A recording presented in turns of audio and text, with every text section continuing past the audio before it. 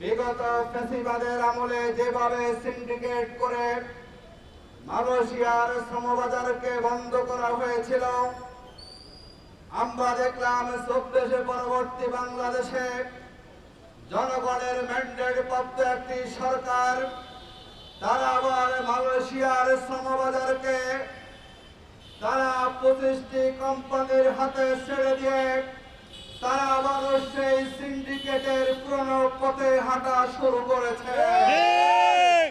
2024 সালের 31শে মে নানা সিন্ডিকেট এবং বিশৃঙ্খলার কারণে মালয়েশিয়ার শ্রমবাজার বন্ধ ছিল। সেদিন টিকিট না পাওয়ার কারণে, বিমানে উঠতে না পাওয়ার কারণে 17,000-এর মতো শ্রমিক ভাইরা মালয়েশিয়া যাওয়ার সুযোগ পান নাই। দীর্ঘদিন শ্রমবাজার বন্ধ থাকার পরে আমরা খুশি হয়েছিলাম আমাদের মাননীয় প্রধানমন্ত্রী মালয়েশিয়া সফরে গিয়েছেন। তিনি সেখানে গিয়ে গুরুত্ব দিয়ে এই শ্রমবাজার খোলার পদক্ষেপ নিয়েছেন। নিঃসন্দেহে আমরা ওনাকে ধন্যবাদ জানাই। কিন্তু আমরা খেয়াল করলাম এই শ্রমবাজার যখন থেকে খুলে যাওয়ার সম্ভাবনা তৈরি হয়েছে, ফের আবার পুরনো সিন্ডিকেট চক্র সক্রিয় হয়েছে। বাংলাদেশে 2000-এর মতো রিক্রুটিং এজেন্সি আছে। শ্রমিকরা তাদের পছন্দ মতো এজেন্সিকে বাছাই করে তারা কম দামে মালয়েশিয়া যাবে, কিন্তু সেই দিকটাকে উপেক্ষা করে বিভিন্নভাবে আমরা খবর পাচ্ছি সরকারের বিভিন্ন মন্ত্রীদের বিভিন্ন আত্মীয়দের কোম্পানিগুলো 25টা সিন্ডিকেট কোম্পানির কাছে আবার সেই শ্রমবাজার তুলে দিয়ে বাংলাদেশের শ্রমিকের পিঠে মাটি তারা বিক্রির পদক্ষেপ গ্রহণ করেছে। আমরা দাবি জানাবো, যারা বিদেশে যান বাংলাদেশের শ্রমিকরা তারা বাংলাদেশের সম্পদ, তারা সেখানে মাথার ঘাম পায়ে ফেলে পরিশ্রম করে, তারা আমাদের রেমিটেন্স যোদ্ধা। তাদের রেমিটেন্সের কারণে বাংলাদেশ সমৃদ্ধশালী হয়। সেই শ্রমিকের সাথে কোন ধরনের প্রতারণা করা যাবে না। বাংলাদেশের যারাই বিদেশে যান তাদের কারো জমা টাকা থাকে না। কেউ গরু বিক্রি করেন, কেউ জমি বিক্রি করেন, কেউ ভিটে বাটি বিক্রি করে বিদেশে যান, আর তাদের সেই টাকাগুলো ওই সিন্ডিকেট নামক মধ্যস্বত্বভোগীদের পকেটে যাবে। নতুন বাংলাদেশের শ্রমিকরা তা হতে দেবে না। আমরা বাংলাদেশের শ্রমিকের কণ্ঠস্বর হয়ে এই জাতীয় প্রেস ক্লাবের সামনে এটি আমাদের মৃদু প্রতিবাদ। আমরা মানববন্ধন করে শ্রমিকের কথাগুলো আমরা সরকারের কাছে বলার চেষ্টা করছি। ইতিমধ্যে ইলেকট্রনিক মিডিয়া, প্রিন্টিং মিডিয়াতে পর্যালোচনা হয়েছে, বিশ্লেষণ হয়েছে।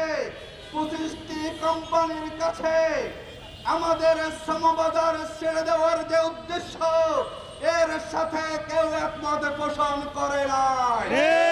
সুতরাং অবিলম্বে সরকার পদক্ষেপ গ্রহণ করে মালয়েশিয়ার শ্রমবাজারকে যারা যোগ্য কোম্পানি আছে এরকম মুক্ত করে দিতে হবে। কারণ নির্দিষ্ট কোম্পানি থাকলে শ্রমিকরা যাচাই বাছাই করার সুযোগ পায় না, তাদের যোগ্যতার মানদণ্ডে উত্তীর্ণ হতে হয় না, এবং তারা শ্রমিকদেরকে জিম্মি করে 7 থেকে 8 লক্ষ টাকা তারা বাধ্য করবে দেওয়ার জন্য। আমরা শ্রমিকদের উপরে এই জুলুম করার কোন চক্রান্ত আমরা সহ্য করতে পারি না। দ্বিতীয়, আপনারা খেয়াল করেছেন দীর্ঘদিন থেকে বাংলাদেশের গ্যাস সংকট চলছে, বিদ্যুৎ সংকট চলছে। আমাদের যেই বাংলাদেশের পোশাক শিল্প থেকে আমরা 80% ফরেন রেমিটেন্স পাই, ইতিমধ্যে আমরা পত্রিকায় খুললে দেখতে পাচ্ছি গ্যাসের সংকটের কারণে বিদ্যুতের সংকটের কারণে প্রায় 3 শতাধিক কারখানা বন্ধ হয়ে গিয়েছে। এই কারখানা বন্ধ হওয়া মানে হচ্ছে যারা সেখানে শ্রমিক ছিলেন তাদেরকে মালিক কর্তৃক ছাঁটাই করা হয়েছে। হাজার হাজার শ্রমিককে চাকরি হারিয়ে তাদেরকে আজকে বেকারত্ব গ্রহণ করতে হয়েছে। আমরা পত্রিকায় দেখলাম আমাদের বর্তমান সরকার বলেছেন তারা 18 মাসে 1 কোটি মানুষকে তারা কর্মসংস্থান দিবেন। আমরা খুশি হয়েছিলাম, কিন্তু আমরা দেখলাম বিগত 6 মাসে সরকারের ব্যর্থতার কারণে 95টি কারখানা বন্ধ হয়েছে।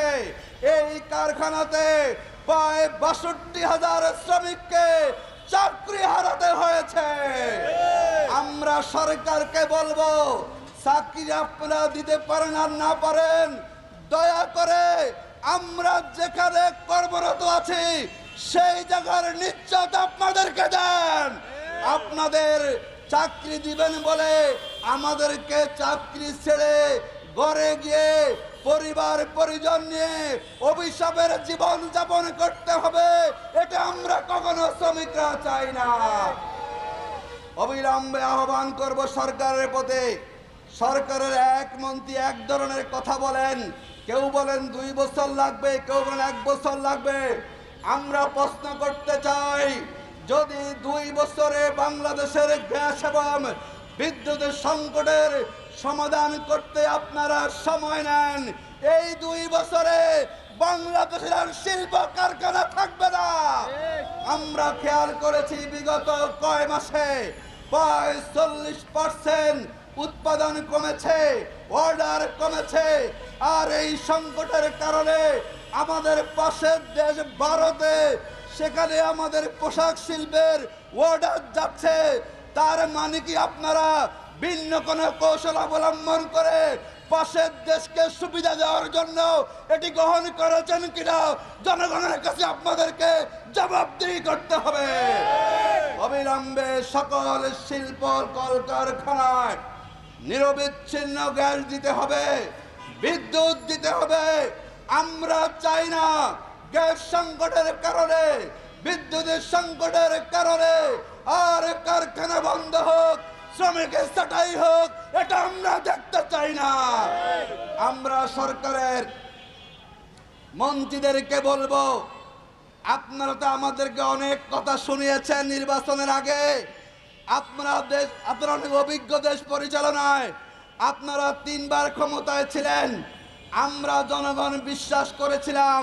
দুর্ভাগ্য হচ্ছে এই 6 মাসে দেশ পরিচালনার কোন অভিজ্ঞতা আলামত আমরা দেখতে পাই না। বরং আপনারা বাণিজ্য বলেন সব ক্ষেত্রেই আপনারা দুর্বলতার, অনভিজ্ঞতার পরিচয় আপনারা উপস্থাপন করেছেন। বিগত 3 থেকে 4 মাস জুড়ে দ্রব্যমূল্যকে আপনারা নিয়ন্ত্রণ করতে পারছেন না, বাজার মনিটরিং হচ্ছে না। আমরা জানি না আমাদের বাণিজ্য মন্ত্রীকে, আমরা জানি না তার স্যার, আমরা দেখি না, কিন্তু আমরা দেখি বাজারে আগুন লেগেছে। এই আগুনকে আপনাদের নিভাতে হবে। আপনারা বাজারে নিয়ন্ত্রণ করতে পারবেন না, তেলের দাম বাড়াবেন, গ্যাসের দাম বাড়াবেন, জ্বালানি তেলের দাম বাড়াবেন। আর আপনারা শ্রমিকদের মজুরি বাড়ানো নিয়ে এখনো কোনো পদক্ষেপ গ্রহণ করেন নাই।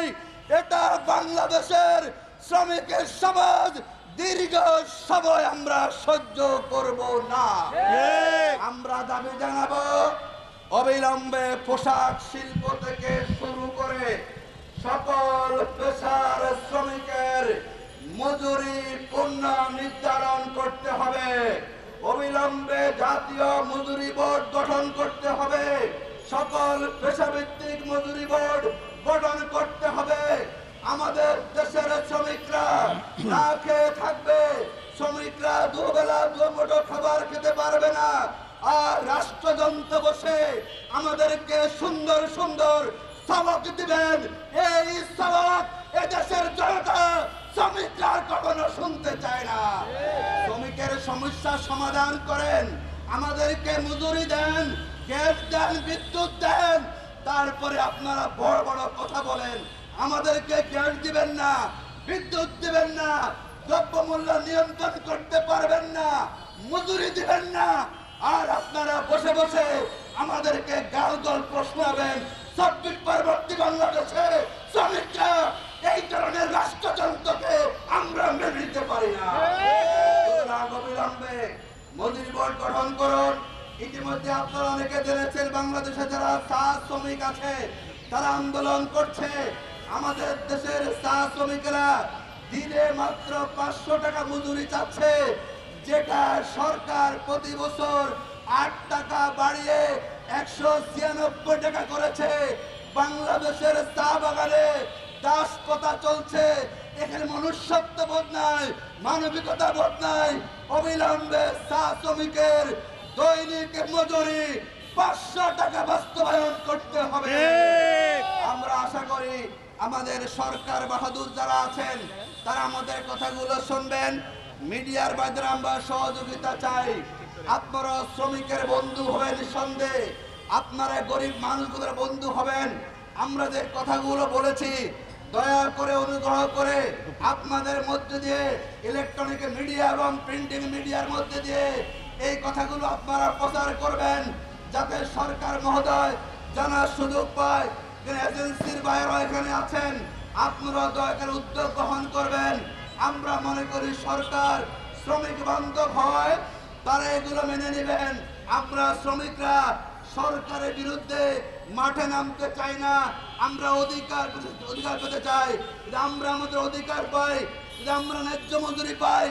আমরা মনে করি যদি সেটা আপনারা দিতে না পারেন, ব্যর্থ হন, হয়তো সময়ের ব্যবধানে আমাদেরকেও সরকারের বিরুদ্ধে রাজপথে নামতে হতে পারে।